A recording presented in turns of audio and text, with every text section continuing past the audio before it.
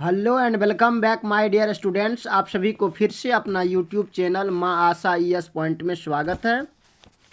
दोस्तों, इस क्लास में मैं आपको सेंटअप एग्ज़ाम में जो पूछे गए ज्योग्राफी के ऑब्जेक्टिव क्वेश्चन आंसर है सबको बताने वाले हैं। आप लोग इसको ध्यान से देखेंगे। देखिए, इसको आप नज़रअंदाज बिल्कुल भी नहीं करेंगे, क्योंकि हो सकता है इसी से रिलेटेड आपको बोर्ड एग्जाम में भी क्वेश्चन को पूछ सकता है, इसलिए आप इसको ध्यान में ज़रूर रखेंगे।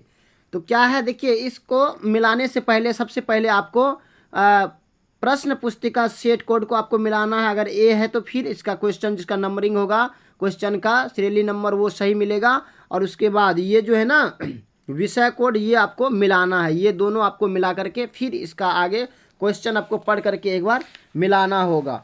तो प्रथम क्वेश्चन क्या है, देखिए, कहते हैं कि निम्नलिखित में से कौन मानव भूगोल का उपागम नहीं है। तो कौन इनमें से कौन मानव भूगोल का उपागम नहीं है? तो क्षेत्रीय विभिन्नता या अन्वेषण और वर्णन या स्थानीय संगठन या मात्रात्मक क्रांति। क्या होगा इसका आंसर? होगा डी। इसका आंसर डी होगा। अब आगे है कि नवनिश्चयवाद की संकल्पना का प्रतिपादन किसने किया? नवनिश्चयवाद की संकल्पना का प्रतिपादन किसने किया? तो क्या होगा इसका आंसर? या अल्बर्ट डिमांजिया या अल्फ्रेड हेटनर या ग्रिफिथ टेलर या फ्रेडरिक रेडजेल। तो क्या होगा इसका आंसर? सी होगा इसका आंसर। अब आगे है कि किसने कहा मानव भूगोल मानव समाजों और धरातल के बीच संबंधों का संश्लेषित अध्ययन है? किसने कहा? तो क्या होगा इसका आंसर? या रिटल या रेटजेल या एलन सी सैंपल या टेलर। तो क्या होगा इसका आंसर? होगा सी, एलन सी सैंपल ने कहा था।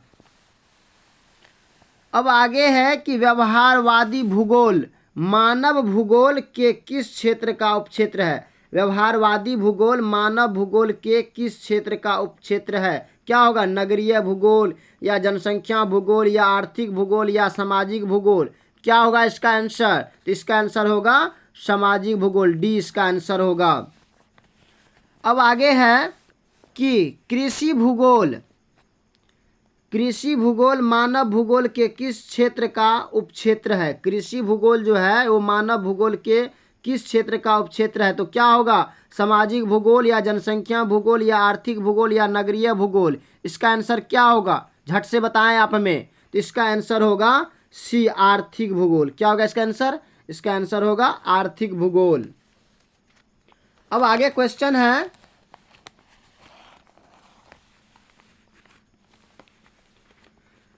कि निम्नलिखित में कौन विरल जनसंख्या वाला क्षेत्र है? निम्नलिखित में कौन, मतलब इनमें से कौन विरल जनसंख्या वाला क्षेत्र या पश्चिमी यूरोप या दक्षिण पूर्व एशिया या उत्तर पूर्व संयुक्त राज्य अमेरिका या पश्चिमी ऑस्ट्रेलिया। देखिए, हमको ये जो है ना पश्चिमी ऑस्ट्रेलिया, इसका आंसर वैसे डी होना चाहिए, फिर भी आप इसको एक बार देख लीजिएगा। अब आगे क्वेश्चन है कि निम्नलिखित में से कौन एक जन स्थानांतरण का प्रतिकर्ष कारक नहीं है? निम्नलिखित में से कौन, इनमें से कौन जन स्थानांतरण का प्रतिकर्ष कारक नहीं है? तो क्या होगा? शैक्षणिक सुविधाएं या बेरोजगारी या महामारियां या जलाभाव। क्या होगा इसका आंसर? तो इसका आंसर होगा शैक्षणिक सुविधाएं, ये ए इसका आंसर होगा। अब आगे है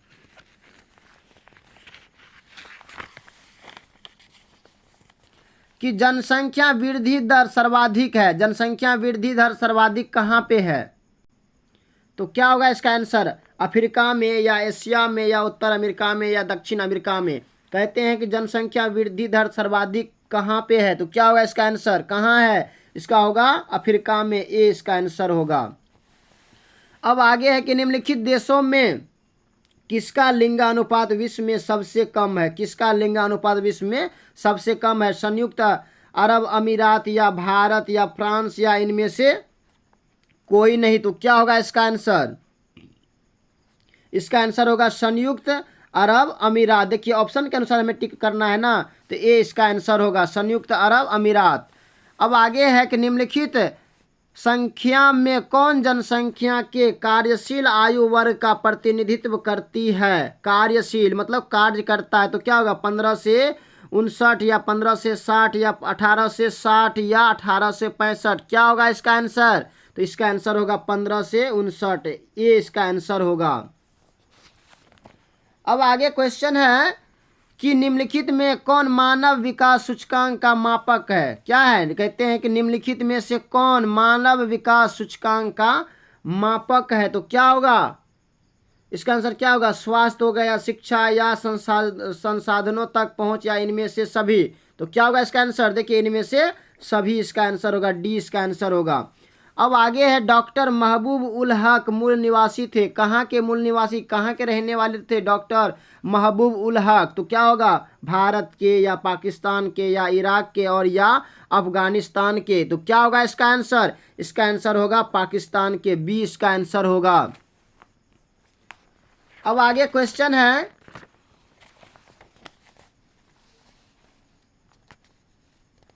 कि मानव विकास सूचकांक में विश्व के निम्नलिखित देशों में से किसकी कोटि उच्चतम है?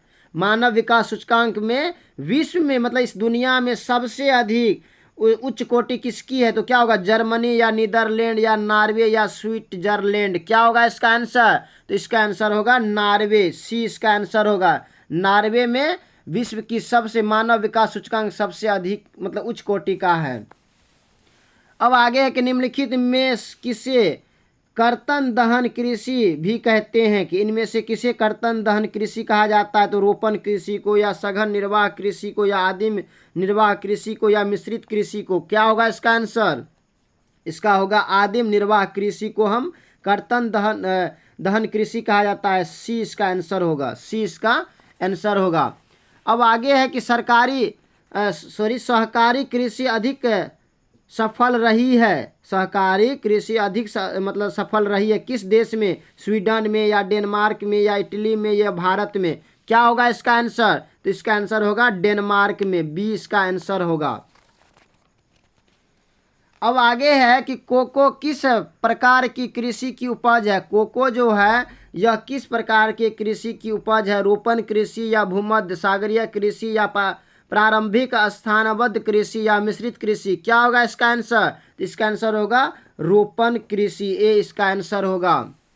अब आगे है कि निम्नलिखित में कौन रोपण फसल है? इनमें से कौन रोपण फसल है? राई, गेहूं, कपास, या मक्का। रोपण फसल, तो क्या होगा इसका आंसर? तो इसका आंसर होगा कपास। क्या होगा? कपास। अब आगे क्वेश्चन है कि निम्नलिखित में कौन द्वितीयक आर्थिक क्रियाकलाप है? इनमें से कौन द्वितीयक आर्थिक क्रियाकलाप है? तो क्या खेती होगा, या मछली पकड़ना, या व्यापार, या वस्त्र निर्माण। तो क्या होगा द्वितीयक? जल्दी हमें बताएं। तो इसका आंसर होगा वस्त्र निर्माण। वस्त्र निर्माण यह क्या है? द्वितीयक का। ये खेती क्या? प्रथम मछली पकड़ना, ये भी प्रथम आर्थिक क्रियाकलाप का उदाहरण है। और ये व्यापार क्या है? तृतीय क्रियाकलाप का उदाहरण है, इसको ध्यान में रखेंगे। अब आगे है कि निम्नलिखित में से कौन कृषि आधारित उत्पाद नहीं है? तो कौन कृषि आधारित उत्पाद नहीं है? चीनी तो है, नमक नहीं है। इसका आंसर क्या होगा? बी होगा। चाय भी खेती से होता है, कॉफी भी खेती से होगा, लेकिन ये नमक नहीं होता। इसका आंसर क्या होगा? बी होगा। अब आगे है कि निम्नलिखित में से किस अर्थव्यवस्था में उत्पादन का स्वामित्व व्यक्तिगत होता है? जो उत्पादन का जो स्वामित्व होता है, जो मालिक होता है, वो कोई खास व्यक्ति होता है। क्या होगा? पूंजीवादी में, या समाजवादी में, या मिश्रित में, या इनमें से कोई नहीं। क्या होगा इसका आंसर? इसका आंसर यही होगा पूंजीवादी। क्या होगा इसका आंसर? पूंजीवादी, ए इसका आंसर सही होगा।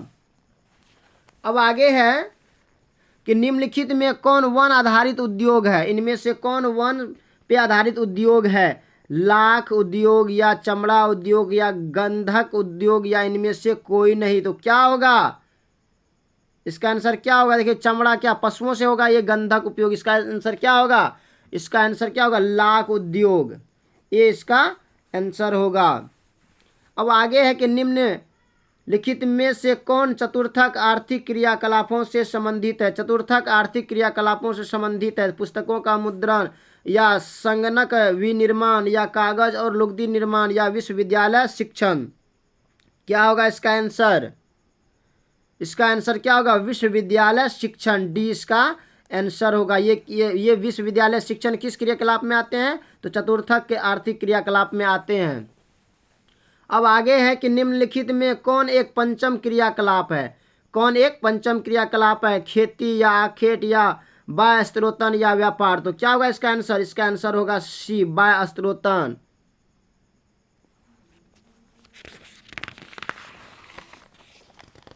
अब आगे है कि लंबी दूरी तक भारी सामान ढोने के लिए कौन सबसे सस्ता परिवहन साधन है?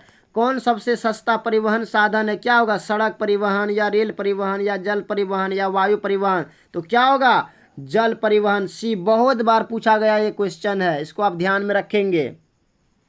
अब आगे है कि वृहद ट्रंक मार्ग संबंधित है। ये वृहद ट्रंक मार्ग जो संबंधित है कहाँ? उत्तर अटलांटिक समुद्री मार्ग से या उत्तर मासा अंतरद्वीप समुद्री मार्ग से या भूमध्य सागर हिंद महासागर मार्ग से या उत्तर प्रशांत समुद्री मार्ग से। क्या होगा इसका आंसर? वृहद ट्रंक मार्ग संबंधित है। किससे संबंधित है? तो इसका आंसर होगा भूमध्य सागर हिंद महासागर मार्ग से। इसका आंसर क्या होगा? सी इसका आंसर होगा। अब आगे है कि बिग इंच पाइपलाइन परिवाहित करती है किसको? दूध को, जल को या पेट्रोलियम को या तरल पेट्रोलियम गैस को। तो क्या होगा? पेट्रोलियम को, सी इसका आंसर होगा। अब आगे है कि विश्व व्यापार संगठन का मुख्यालय कहाँ है? तो विश्व व्यापार संगठन का मुख्यालय कहाँ होगा? ब्रुसेल्स या वियना या जेनेवा या न्यूयॉर्क। क्या होगा इसका आंसर? इसका आंसर होगा जेनेवा, सी इसका आंसर होगा। अब आगे है भारत एक सदस्य है किसका? साप्टा का या आईसीडी का या आसियान का या ओपेक का। क्या होगा? भारत एक सदस्य किसका है? तो ये क्या है? भारत एक सदस्य है साप्टा का, ये इसका आंसर होगा ऑप्शन के अनुसार। अब आगे है कि यूरोपीय संघ ईयू का मुख्यालय कहाँ है? यूरोपीय संघ का मुख्यालय कहाँ है? ब्रुसेल्स या मिन्स्क या जकार्ता या वियना। क्या होगा इसका आंसर? जल्दी हमें बताएं। तो इसका आंसर होगा ब्रुसेल्स, ये इसका आंसर होगा। अब आगे क्वेश्चन है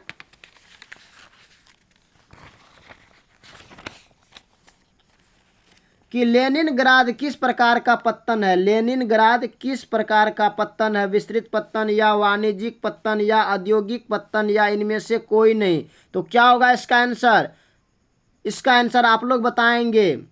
अगर हमने इतना बताए हैं तो आप कम से कम एक तो बता सकते हैं ना। आपका इसका आंसर आप बताएंगे, आप हमें कमेंट बॉक्स में लिखेंगे। देखिए अगर आपने तैयारी किए हैं तो आपको पता तो होगा ही होगा, तो एक क्वेश्चन का तो आपने आंसर दे सकते हैं ना। आप इसका आंसर हमें बताएंगे और इससे आपको पता भी चलेगा कि आप कितना तैयारी किए हुए हैं, क्योंकि अब एग्ज़ाम का समय बहुत नज़दीक आ गया है और ध्यान से आप लोग पढ़े। अब आगे क्या है? निम्नलिखित आर्थिक क्रियाकलापों में कौन नगरीय अधिवासों से संबंधित है? तो क्या होगा? द्वितीयक या तृतीयक या चतुर्थक या इनमें से सभी। तो क्या कहते हैं? नगरीय अधिवासों से संबंधित है। नगर से सब तो है संबंधित, इनमें से सभी होगा, डी इसका आंसर होगा।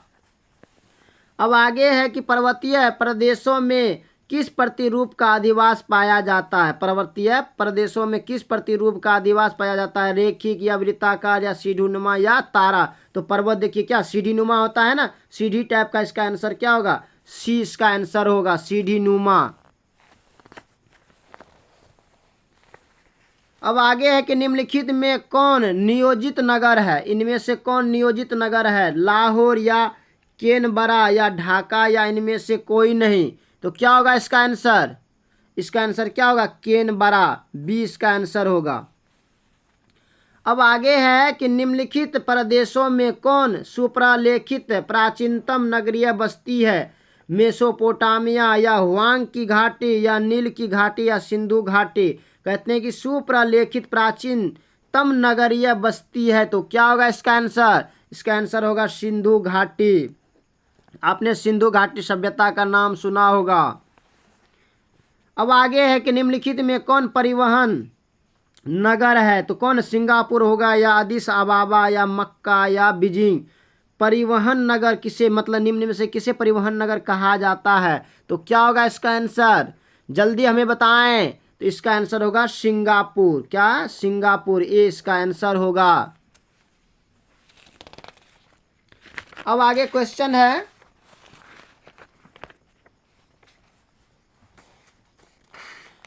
कि 2011 की जनगणना के अनुसार किस राज्य का जनसंख्या घनत्व सबसे अधिक है? 2011 की जनगणना के अनुसार क्या होगा? बिहार होगा, पश्चिम बंगाल या हरियाणा या केरल? क्या होगा इसका आंसर, जल्दी आप हमें बताएं। इसका आंसर होगा ए, बिहार होगा। देखिए हमने 36 ऑब्जेक्टिव क्वेश्चन करा लिए हैं। आपके बोर्ड एग्जाम में आपको सिर्फ 35 ही बनाना है। अगर आप 35 से ज़्यादा बनाएंगे तो फिर वो उसका कोई वैल्यू नहीं होगा। आप जितना भी बनाएंगे, अगर आपका 70 का पूछा जाएगा, 70 अगर ऑब्जेक्टिव क्वेश्चन दिया जाएगा, उसमें सिर्फ आपको 35 ही बनाना है जो आपको बनेगा। लेकिन हम आपके जानकारी के लिए इसमें 70 का 70 ऑब्जेक्टिव क्वेश्चन आंसर करवाएंगे, ताकि अगर आपके बोर्ड एग्जाम में इससे कोई भी क्वेश्चन पूछा जाएगा फिर आप उसको निस्संदेह आंसर दे सकते हैं। इसलिए इस वीडियो को और ध्यान से देखेंगे। अब आगे है, किस भाषा परिवार की जनसंख्या सबसे कम है? किस भाषा परिवार की जनसंख्या सबसे कम है? तो क्या होगा, द्रविड़ या ऑस्ट्रिक या भारतीय यूरोपीय या चीनी तिब्बती? इसका आंसर क्या होगा 37 का, जल्दी बताएं। इसका आंसर होगा चीनी तिब्बती, डी इसका आंसर होगा। अब आगे है, 2011 की जनगणना के अनुसार भारत का जनसंख्या घनत्व था, कितना था? 482 व्यक्ति वर्ग किलोमीटर या 382 व्यक्ति वर्ग किलोमीटर, 324 व्यक्ति वर्ग किलोमीटर या 282 व्यक्ति वर्ग किलोमीटर? तो 2011 के अनुसार क्या था? 382 व्यक्ति वर्ग किलोमीटर, बी इसका आंसर होगा। अब आगे है कि भारत में पुरुष प्रवास की प्रमुख धारा है, क्या है प्रमुख धारा भारत में पुरुष प्रवास की? क्या होगा, नगरीय से नगरीय या ग्रामीण से नगरीय या ग्रामीण से ग्रामीण या नगरीय से ग्रामीण? तो क्या होगा इसका आंसर? इसका आंसर होगा ग्रामीण से नगरीय, बी इसका आंसर होगा। अब आगे है, मानव विकास सूचकांक 2011 के संदर्भ में विश्व के देशों में भारत की निम्न में से कौन सी कोटि थी? भारत की इनमें से कौन सी कोटि थी? 131 या 129 या 134 या 128? क्या होगा इसका आंसर? तो इसका आंसर होगा 129, बी इसका आंसर होगा। अब आगे है कि मानव विकास सूचकांक में भारत के निम्नलिखित राज्यों में से किसकी कोटि उच्चतम है? तो किसकी कोटि उच्चतम है? केरल, तमिलनाडु, हरियाणा या पंजाब? क्या होगा इसका आंसर? इसका आंसर होगा केरल, ए इसका आंसर होगा। अब आगे क्वेश्चन है कि निम्नलिखित केंद्र शासित प्रदेशों में किसकी साक्षरता दर उच्चतम है? इनके मतलब यहाँ जो दिया गया ऑप्शन के अनुसार केंद्र शासित प्रदेशों में किसकी साक्षरता दर उच्चतम है? लक्षद्वीप, दमन और दीव या अंडमान और निकोबार या चंडीगढ़? क्या होगा इसका आंसर? तो इसका आंसर होगा लक्षद्वीप, ये इसका आंसर होगा। अब आगे है कि निम्नलिखित में कौन गैरिसन नगर है? गैरिसन नगर है, क्या होगा? मथुरा, पटना, जमशेदपुर या उधमपुर? तो क्या होगा इसका आंसर? इसका आंसर होगा मथुरा, ये इसका आंसर होगा। अब आगे है कि निम्नलिखित में कौन खनन नगर है? कौन खनन नगर है? कानपुर या अंबाला या रानीगंज या पुरी? खनन नगर कौन सा इनमें से? तो इसका आंसर होगा रानीगंज। अब आगे है, हरित क्रांति संबंधित है, किससे हरित क्रांति संबंधित है? दूध उत्पादन से, खाद्यान्न उत्पादन से या चाय उत्पादन से या इनमें से कोई नहीं? तो क्या होगा? हरित क्रांति खाद्यान्न उत्पादन से, 20 का आंसर होगा। अब आगे है कि निम्नलिखित में से कौन भारतीय कृषि की समस्या है? अनियमित मानसून या विखंडित जोत या निम्न उत्पादकता या इनमें सभी? क्या होगा इसका आंसर? इसका आंसर होगा इनमें से सभी, ये सभी समस्याएं हैं भारतीय किसान को। अब आगे है कि निम्नलिखित में कौन रेशेदार फसल नहीं है? कौन इनमें रेशेदार फसल नहीं है? कपास, जूट, चाय या मेस्टा? देखिए इसमें कपास भी है, जूट भी, और मेस्टा में क्या रेशेदार होता है, लेकिन चाय में कौन सा रेशा होता? नहीं ना, सी इसका आंसर होगा। अब आगे है कि निम्नलिखित में कौन फसल शुष्क कृषि से संबंधित नहीं है? कौन सा फसल शुष्क कृषि से संबंधित नहीं है। तो क्या होगा इसका आंसर? ज्वार, बाजरा, रागी या गन्ना। तो क्या होगा? डी इसका आंसर होगा। अब आगे है, निम्नलिखित में से कौन खाद्य फसल है? कपास, गन्ना, चाय या गेहूं? खाद्य फसल है तो क्या होगा इसका आंसर? तो क्या होगा? गेहूं। क्या होगा? गेहूं। डी इसका आंसर होगा। अब आगे है, निम्नलिखित राज्यों में से कौन कॉफी उत्पादक है? कौन सा राज्य कॉफी उत्पादक है? कर्नाटक या केरल, तमिलनाडु या इनमें से सभी? तो क्या होगा इसका आंसर 50 का? इसका आंसर होगा कर्नाटक। ये इसका आंसर होगा। अब आगे है कि निम्नलिखित में कौन भू उपयोग संवर्ग नहीं है? भू उपयोग संवर्ग नहीं है। प्रतिभूमि, निवल बोया गया क्षेत्र, सीमांत भूमि या कृषि योग्य व्यर्थ भूमि? तो क्या होगा इसका आंसर 51 का? इसका आंसर क्या होगा? इसका आंसर होगा सीमांत भूमि। सी इसका आंसर होगा। अब आगे है कि निम्नलिखित में कौन भारत का सबसे लंबा राष्ट्रीय महामार्ग है? राष्ट्रीय महामार्ग है। क्या होगा? NH1 या NH6 या NH44 या इनमें से कोई नहीं। सबसे लंबा राष्ट्रीय महामार्ग तो क्या होगा? NH44 ही होगा। इसका आंसर सी ही होगा। अब आगे है कि जल है। जल क्या है? जैव संसाधन या अजैव संसाधन या अनवीकरणीय संसाधन या इनमें से कोई नहीं। तो क्या होगा? जल है। क्या होगा? अजैव संसाधन। इसका आंसर होगा बी। जल क्या है? अजैव संसाधन है। अब आगे है कि निम्नलिखित नदियों में कौन पूर्व की ओर प्रवाहित नहीं होती है? कौन पूर्व की ओर प्रवाहित नहीं होती है? तो क्या होगा इसका आंसर? 54 का। जल्दी हमें बताएं। इसका आंसर क्या होगा? कृष्णा, कावेरी, नर्मदा या महानदी? तो क्या होगा? नर्मदा होगा। सी इसका आंसर होगा। अब आगे है कि केंद्र सरकार द्वारा चलाई गई हरियाली प्रोजेक्ट संबंधित है किससे? वायु संरक्षण से, जल संरक्षण से, ए और बी दोनों से, इनमें से कोई नहीं। तो ए और बी इसका दोनों होगा। सी इसका आंसर होगा। अब आगे है कि निम्नलिखित में से कौन परंपरागत ऊर्जा स्रोत है? कौन परंपरागत ऊर्जा स्रोत है? तो क्या होगा इसका आंसर? कोयला या पेट्रोलियम या प्राकृतिक गैस या इनमें से सभी? तो इनमें क्या होगा? इनमें से सभी होगा इसका आंसर। अब क्या है? हीराकुंड परियोजना अवस्थित है कहाँ? ओडिशा में या छत्तीसगढ़ में या मध्य प्रदेश में या झारखंड में? तो इसका आंसर क्या होगा? हीराकुंड है ना। इसका आंसर होगा ए, उड़ीसा होगा इसका आंसर। देखिए हमको याद कैसे करना, देखो हीराकुंड, कुंड अगर हवन या कुंड होता है ना, उसमें अगर कुछ भी डालेंगे तो क्या होता है? उड़ता है कि नहीं उड़ता है? धुआं के रूप में ऊपर उड़ता है ना। इसका मतलब उड़ीसा। तो ऐसे याद रखना है कि कुंड में कुछ भी डालेंगे तो उड़ेगा, उड़ीसा। अब आगे क्या है? भंडारा मेगा क्या है? मैंगनीज क्षेत्र किस राज्य में स्थित है? भंडारा मैंगनीज क्षेत्र किस राज्य में स्थित है? तो क्या होगा इसका आंसर? इसका आंसर आप लोग बताएंगे हमें।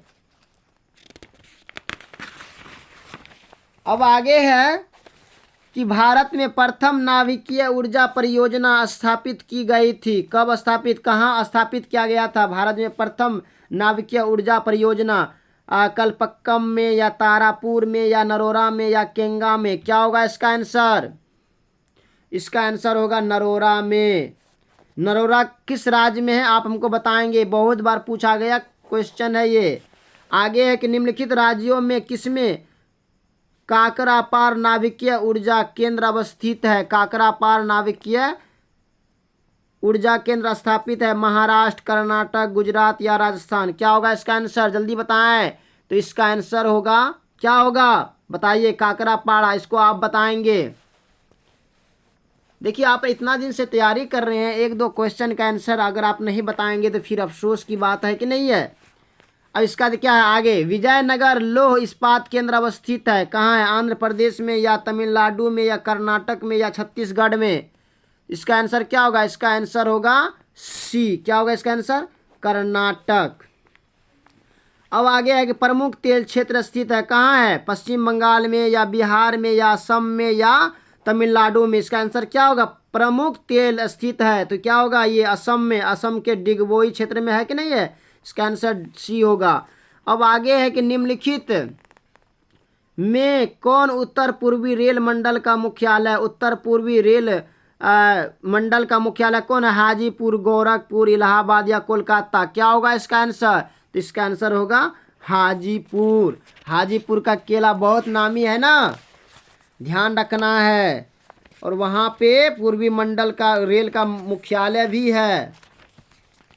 अब आगे है कि नई औद्योगिक नीति की घोषणा कब की गई। नई औद्योगिक नीति की घोषणा कब की गई?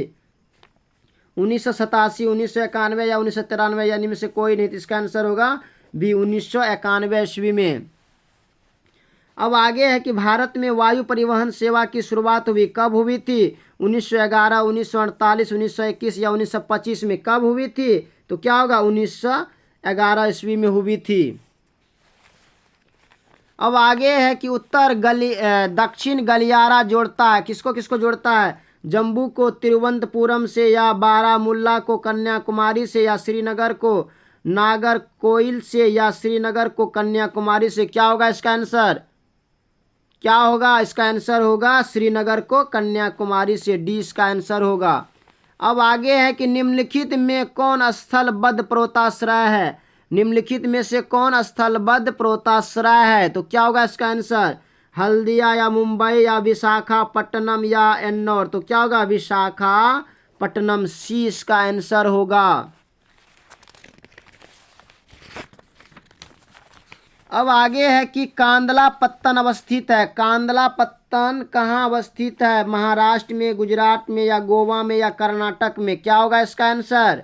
तो इसका आंसर होगा बी, गुजरात में। अब आगे है कि दो देशों के मध्य व्यापार कहलाता है। दो देशों के मध्य व्यापार क्या कहलाता है? अंतर्राज्यीय व्यापार या स्थानीय व्यापार, बाह्य व्यापार या अंतर्राष्ट्रीय। देखिए दो देशों है ना, तो क्या होगा? अंतर्राष्ट्रीय व्यापार, इसका आंसर होगा डी। अब अंतिम क्वेश्चन है ये, तो क्या होगा इसका आंसर? ध्वनि प्रदूषण का प्रमुख स्रोत है क्या? उद्योग है, या मोटर वाहन है, या लाउड स्पीकर है, या इनमें से सभी है? दोस्तों इसका आप खुद आंसर देंगे। बाकी अगर आपको ये वीडियो पसंद आया होगा तो लाइक करेंगे, सब्सक्राइब करेंगे और अपने दोस्तों को भी शेयर करेंगे।